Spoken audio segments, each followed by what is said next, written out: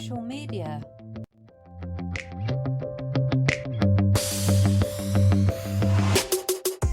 It's a bit like Marmite. Some people love it, some people hate it. I'm Jackie Niven from Kincardineshire Development Partnership, and today we're going to talk about social media and its effective use. In this session, we're going to look at what social media is, what there is available, the benefits, especially for clubs and organisations. We'll have a brief overview of setting up accounts. We'll look at some hints and tips of how to get the best out of social media and look at those common pitfalls and how we can avoid them.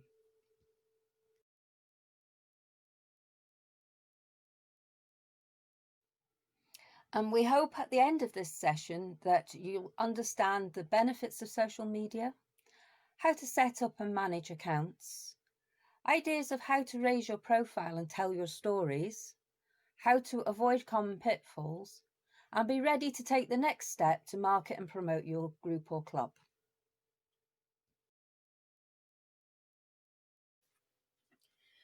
So when we talk about social media, just what is it? Social media are websites or applications that allow people to create and share information, ideas, interests, or images. They are virtual communities which allow people to talk to their friends, peers, and others. You may already be familiar with the three biggest social networks, being Facebook, Twitter, and Instagram. You'll also be aware of the video sharing platform YouTube, and others such as Pinterest. Snapchat was more used by the younger generation, and LinkedIn. There are also others, there's blog sites, Vimeo, WhatsApp. The list goes on, and it'll probably continue to grow. I think we can all agree that social media has dramatically changed our way of life, from how we communicate with each other, get the news, make purchasing decisions, and it looks like it's going to be around for a while. It has around 3.2 billion users worldwide, which is 42% of the population, and users are spending an average of nearly 2.5 hours per day on social media. So it's definitely worth using for your group or club. But what platform is best to use to reach your target audience? Still by far the most popular is Facebook with 2.32 billion monthly users. And around 74% of those access the platform daily, and over half visit more than once a day. Mainly used by people aged 18 to 49. And a whopping 100 million hours of video content is watched on Facebook daily. In comparison, there's Twitter with 328 million monthly users and a slightly younger age group of 18 to 29-year-olds.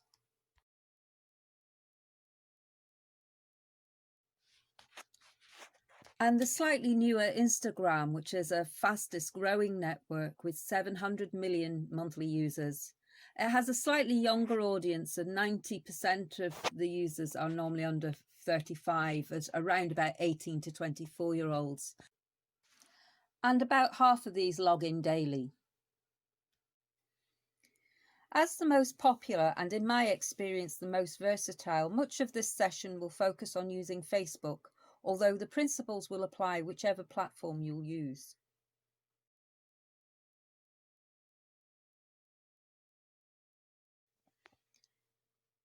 So we've had a look at what this social media thing is, but let's think back to a time before the emergence of this online communication. Perhaps pause this video for a moment and jot down how we used to spread the word about organisations in the past.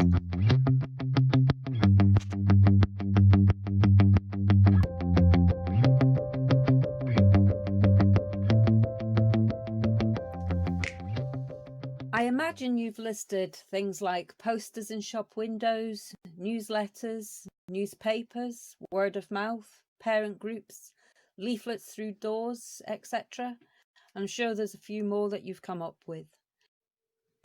And often these would be quite costly or involve quite a lot of legwork. So, what do you think the benefits for your organization that would be in using a social media platform?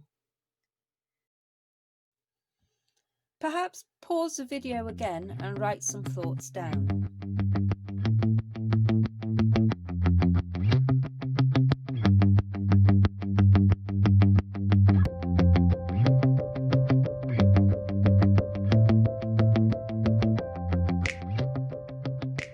So, here are a few. Now, providing you're already connected to the internet and actively using the technology, there's no extra cost. It's basically a free platform normally. You can get your message out quickly and effectively to a large number of people. You can also hear what the community is saying online and adapt and tailor your services to their needs. You can also grow and engage online communities, and you can often involve people you wouldn't normally have reached through normal communication. You can target information to certain users and certain channels. You can collaborate with and get input and assistance from the community. You can also communicate in real time with stakeholders. You use live events. There's live streaming, so you can film things while they're happening. And share information more easily internally between staff, volunteers, and partners.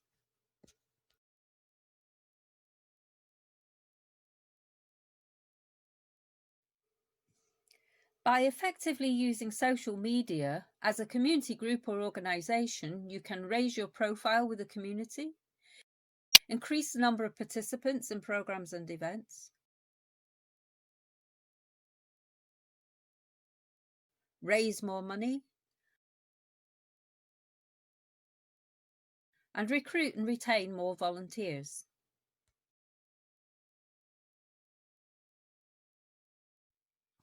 This session is intended to be around getting the best out of social media rather than the technical, as all platforms come with fairly straightforward signing up processes. Because there are a few ways of presenting your organisation on Facebook, we'll look at getting you started. To set up your group or club, you will need to have a personal Facebook page and, of course, internet access.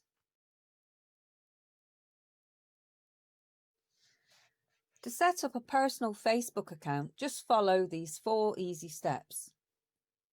Maybe take a moment to note these down.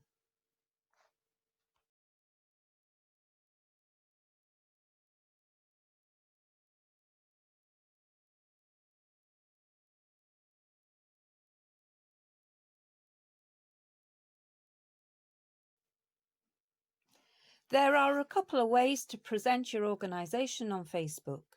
You can either set up as a page or a group, or both. A Facebook page is the public face of your organisation where you can broadcast posts. It's always public and anyone can become a fan and like your page.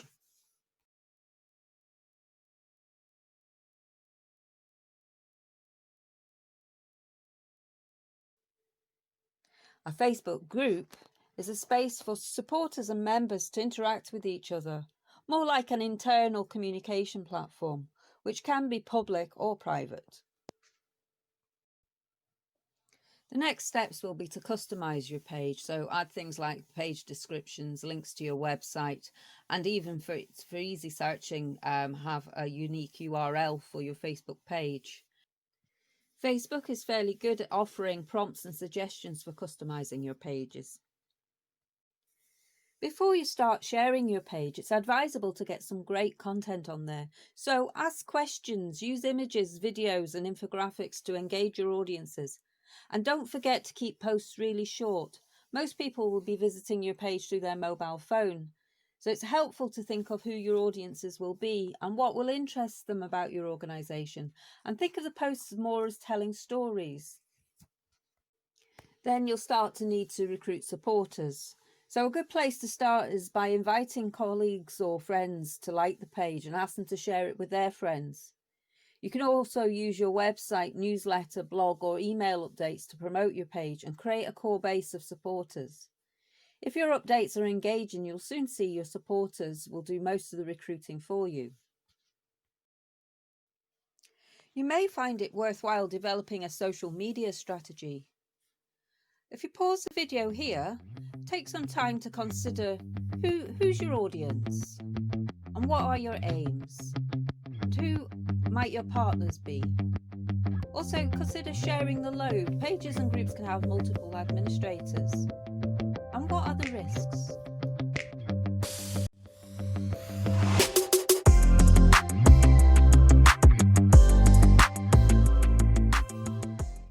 So if we go back to thinking about the content for your page, it is important to be yourself. Stuffy corporate sounding messages will not really reach your audience, but you can still be professional.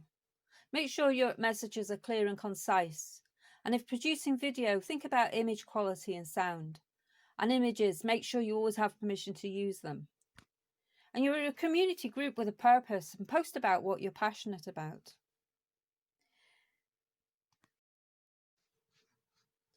You could make a list of what sorts of information you could use for content. Perhaps pause the video here to give you time to do this.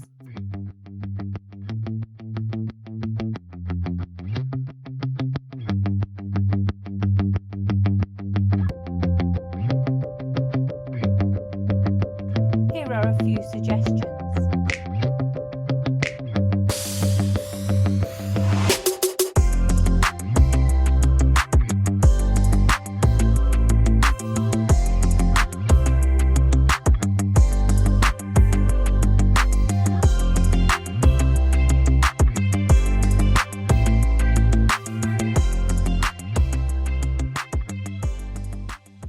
The key is to mix it up, so use a range of content such as text, links to your own websites, but other websites too, videos and images. Also, keep an eye on what other people are posting to get a real feel for the site, and share content and interact with other people. To give you some idea of how to make social media work for your group, we can look at a local community-based tourism group. They work with 3 Facebook pages. They have an organisation page for their members. Then they have a brand page. And also a third page, which is for a bit of fun, but it provides another mechanism or platform for promotional content.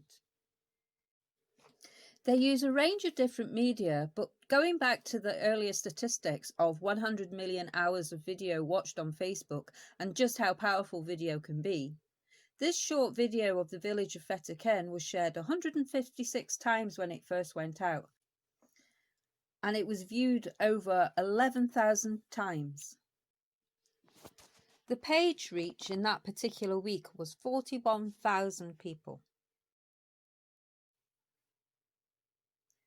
This second video of Gordon even prompted a poll as to whether a group of people should come for a visit. It is sometimes difficult to see the online engagement translate on the ground, but posts which really engage your audience consistently will start to make a difference. Most social media platforms will have inbuilt analytics available to measure the success of your page and posts. This information can help you assess whether you're reaching your target audiences and can also tell you the demographics of users who like your page or read a specific post, the level of engagement, so likes, shares and comments for your posts, and how many users clicked on web links. Analytics are important to assess the benefit of social media and show the return on the time and effort that you've invested. They should also be used to learn about what types of posts get the best engagement with your audience and to review the content strategy for your page.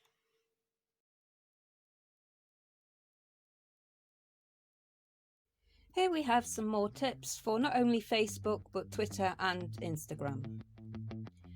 To keep your page appearing on people's news feeds, you need to post at least once or twice a day. And Facebook is a two-way street, so interact with your followers, like and comment on their posts. It's also a great way to promote your events.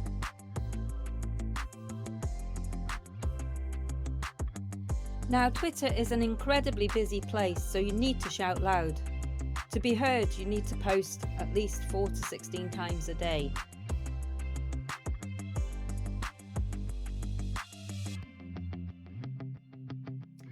Instagram is a little more forgiving, so post regularly, but it doesn't need to be every day. And make use of a mix of posts and popular and relevant hashtags. People like to see the behind the scenes stuff, like setting up for an event. Posting less often means that your posts need to be engaging and interesting. Some people, although it's becoming less so, still think the risks of using social media outweigh the benefits. Some of the common pitfalls are spending lots of time on social media without any benefit, a member of your group saying something untoward that may attract negative attention to your organisation, a member of your organisation sharing confidential information with the public, unwanted comments and personal online spats. The burden of keeping the page up to date just left to one individual. Too many admins with different agendas, copyright breaches, inappropriate or irrelevant posts, no control of visitors' posts, conflicts of interest. These are fair and reasonable concerns, but if you prepare and take steps, there are solutions and ways to avoid these types of headaches. It would be a really good idea to prepare a social media code of conduct. Also, share the load with additional admins and moderators, but do ensure they are clear on your social media strategy and that code of conduct. Make it clear that all communication must represent your organisation and not the individual. And make good use of the platform's page settings, as you can control who posts what on your page. And do visit your page or group regularly to keep on top of the content. We have focused on Facebook today, but using a mix of platforms is a great way to reach a wider audience. But it can be a real pain to have to manually post updates to multiple social media platforms. Luckily, you can connect your Twitter account to Facebook so your Facebook posts appear on both sites simultaneously. While the process of connecting your Twitter account to Facebook used to be possible via the Twitter websites, changes to Facebook privacy laws have ended the ability to auto-post your tweets to your Facebook page. However, you can still connect your account so that your Facebook status updates appear on your Twitter account. And here's how to do it.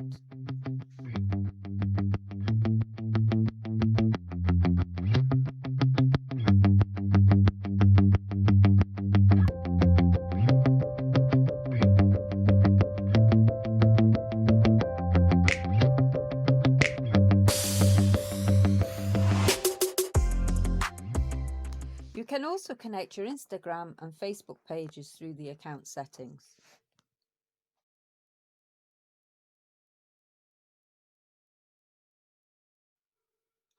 When you think about it, the risks of not using social media could include not understanding the needs of your community, not being able to get your message to all your stakeholders who are more often using these channels to communicate and get information.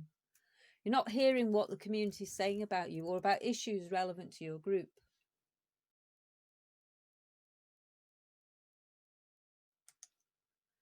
Not enabling the community to communicate with you in the preferred way, and missing out on the large online audience for your events and volunteer opportunities.